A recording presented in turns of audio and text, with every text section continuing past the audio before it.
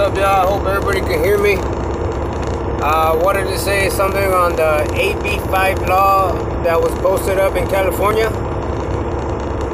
I need to study a little bit more, but what I've heard, a lot of these truckers talk about it. You know, I'm still investigating on it myself because I sometimes get loads to California, right? And I've been there maybe like about, let's say, a couple times.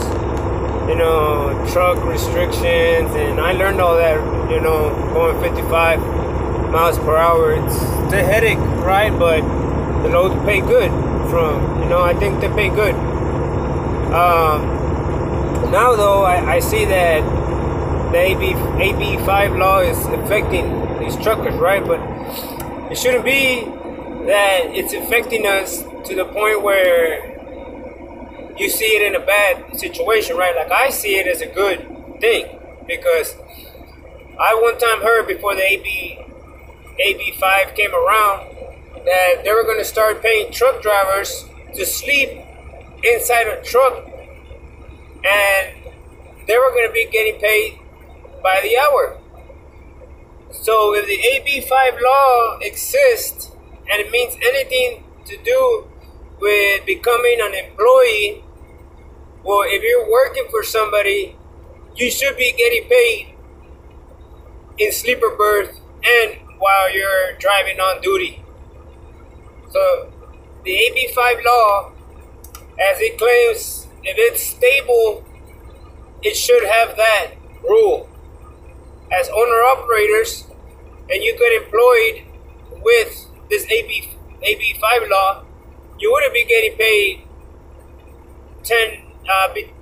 between your 10-hour sleeper berth, unless, you know, they push the AB5 law to make amends to it and pay these owner-operators some kind of money, you know, while they're off duty, but still on the clock, you know. In regards to a 34-hour reset, of course, that'd be different, right? But taking care of someone else's truck or being off duty, you're still being employed. So if the AB5 law works in any way, and they're trying to, how would you say, pay less? I don't think it's about paying less. It's just about working it to make it work correctly. Just like anything else, like the ELD logs, you know, it's important. These new functions or these new assets, or, you know, a system that they're trying to bring up, it's not always good to just try to destroy it. You know, you gotta mend it. You gotta talk to the board of directors. You gotta get nothing like boycotting, nothing like you know, not to going the wrong way about it, you know. It's just, you know, paying attention to it, to the rules, and then getting informed about it. Like, I need to get more informed about it, because I need to see exactly what it means about employing everybody as one person, you know, or as a one company, and then you have a manager, or you're going to have a management. So, yes. Being a truck driver, there's a lot of companies that will pay you minimum wage, and they pay you good money. You know, I've heard of UPS drivers getting paid $20 an hour.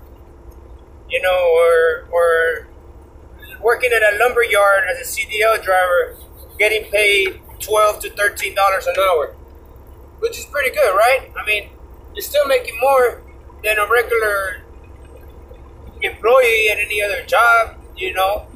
But yes, if an owner-operator is going into an employee business, they have to come to an agreement with the management to be getting paid just as much as running these loads at rate per mile.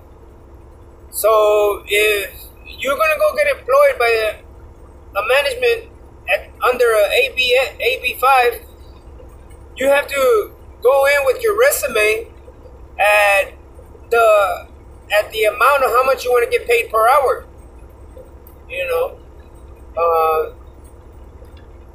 let's say you made like real quick, an example. Say you were making 1,500 every week, so you would basically ask for about 20 to about $15 per hour. Now, if you were making double that, 3,000, after fuel expenses and everything, well, you should be asking about $60 per hour. There's nothing illegal about it. It's not rocket scientist. It's not rocket science. I mean, you're not a rocket scientist, but still, we're out here. We're working. We're not here to bust the system. This helping one another is perfect. I like this job. Keeping track of it, my miles, working with companies that are legit. Right now I'm happy to be working with GT Express, and I moved back to doing flatbedding, and it's up in Monica, Illinois. Great company, and I'm proud to be standing as a truck driver and for other truck drivers. So if anybody putting down the AB5, there's ways to do it. There's ways to sign up when you go get a new job. Stand firm on your decisions. They ask you, what do you need? They don't just throw you out there. They throw you out there is because you don't stand up for yourself. You need to stand up for yourself. So keep your head up. And 2020 is coming around.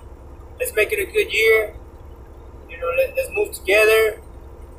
And be careful out there, truck drivers. Pay attention to the road. And safety first. All right. God bless.